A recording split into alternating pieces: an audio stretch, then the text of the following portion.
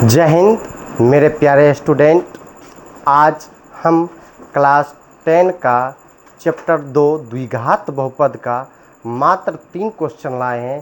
3 question से आपको Bihar board में कम से कम 5 नंबर का मिलेगा, 5 नंबर आ सकता है उसमें से। ठीक है, तो आइए क्वेश्चन स्टार्ट करते हैं। किसी द्विघात बहुपद के शून्यांक यदि -3 एवं -11 है तो द्विघात बहुपद ज्ञात करें। तो यहाँ पे अल्फा दिया है और बीटा, द्विघात बहुपद के शून्यांक दिया है, एक अल्फा है एक बीटा है। ठीक, यहाँ पे द्विघात बहुपद का सूत्र क्या होता है? x² minus alpha plus beta into x plus alpha into beta. Alpha का ये जो सूत्र है, अल्फा -3 है, बीटा -11 है, माइनस अल्फा का मान क्या है? -3, बीटा का मान -11। तो ये -11 है, ये प्लस माइनस गुना प्लस क्या हो जाएगा? -11 इंटू एक्स प्लस अल्फा का मान -3, अल्फा का मान कितना है? -3 और बीटा का क्या मान है? -11। आगे बढ़ते हैं। x² माइनस -3 -11 कितना होता है? माइनस का 14 हो जाएगा इंटू एक्स, और यहाँ पे माइनस गुना माइनस ये हो जाएगा प्लस, और 11 3 तो दोनों को मल्टीप्लाई कर देना। मल्टीप्लाई मतलब गुना, गुना करेंगे तो कितना आएगा? 11 तिया 33। अब एक स्टेप और चलना है, माइनस गुना माइनस प्लस 14x प्लस 33।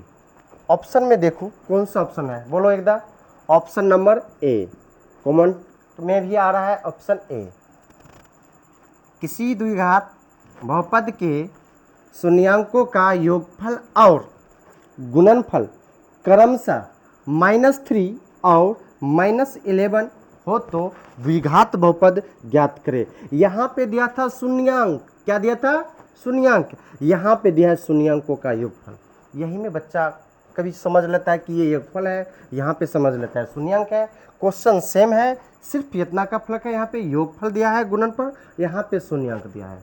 तो यहाँ पे लिख लेना है अपना, शून्यांकों का योगफल होता है alpha plus beta into, alpha plus beta का मान दिया है -3 और अल्फा इंटू बीटा का मान दिया है -11। सेम लिए अंक, जिससे तुमको परेशानी ना हो, सेम है। तो यहाँ पे द्विघात बहुपद का यहाँ पर भी सूत्र लिखे हैं। जितना सूत्र लिखेगा सवाल बनाते समय उतना सूत्र याद रहेगा, और मेरे साथ बोलने से भी। द्विघात बहुपद का सूत्र क्या होता है? x² minus alpha plus beta into x plus alpha into beta. ठीक है, x² दिए यहाँ पे, अल्फा और प्लस बीटा का मान कितना है? -3 into x plus alpha into beta कितना है? -11।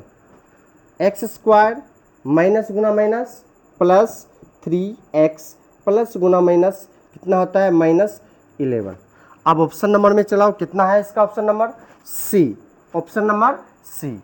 ये 2 क्वेश्चन है, इसको सब्जेक्टिव की तरह बना सकता है, ये भी सब्जेक्टिव और ऑब्जेक्टिव बनाना है। डायरेक्ट लिख देना है यहाँ पे x² माइनस, यहाँ पे अल्फा प्लस बीटा योगफल है, तो यहाँ पे -3 माइनस माइनस प्लस हो जाएगा, इंटू में x रहता है, गुणनफल दिया है, ये गुणनफल बाद में रहता है, उसके साथ में सूत्र में क्या दिखा है?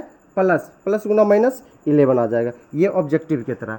ठीक है, तो यहाँ पे ये सब्जेक्टिव 2 नंबर में भी आता है और ऑब्जेक्टिव में भी आता है। यहाँ पे आप आगे क्वेश्चन नंबर 3 पे, क्वेश्चन नंबर 3, ये तो 3 क्वेश्चन है लेकिन इसमें 3 सवाल भी बनाएंगे। ठीक, यदि अल्फा और बीटा बहुपद इतना का के शून्यांक है तो अल्फा प्लस बीटा का मान ज्ञात करें। सबसे पहले यहाँ पे ध्यान दो, ये जो बहुपद है द्विघात बहुपद x प्लस 15, लास्ट तक टिके रहना, एक दो गो ऑब्जेक्टिव ऐसे भी बता सकते हैं। ठीक है, तो 2x² माइनस 11x प्लस 15, इसमें a का मान कहाँ से आता है? x² के गुणांक से। x² के गुणांक में क्या है? अभी 2 है, तो यहाँ पे 2 देंगे। अगर यहाँ पे कुछ नहीं है तो 1 लेते हैं अपना, क्या लेते हैं? अगर 3 है तो 3 लेंगे, 4 है तो 4 लेंगे। ठीक है, तो अभी यहाँ पे वर्तमान में अभी पढ़ा रहे हैं तो 2x² है, तो इसलिए a का मान 2 लिए।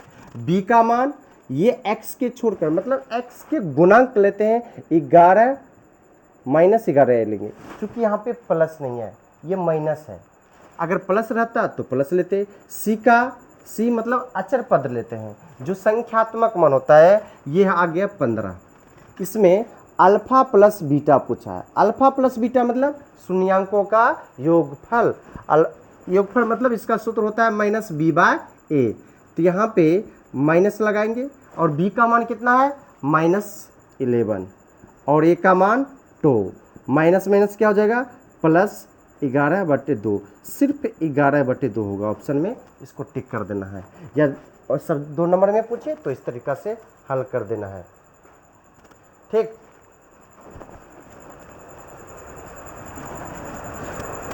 यहाँ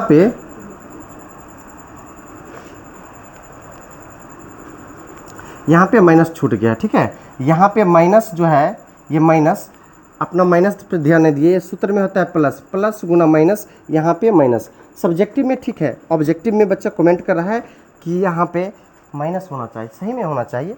सब्जेक्टिव में 2 नंबर में सही है, ऑब्जेक्टिव में गलत है, हम सही कर दिए। आगे बढ़ते हैं, ठीक है। अब यहाँ पे देखो एक और इसमें से क्वेश्चन पूछा जाता है, अल्फा इंटू बीटा। क्या पूछा जाता है? Alpha into beta. Alpha into beta बराबर क्या होता है c/a।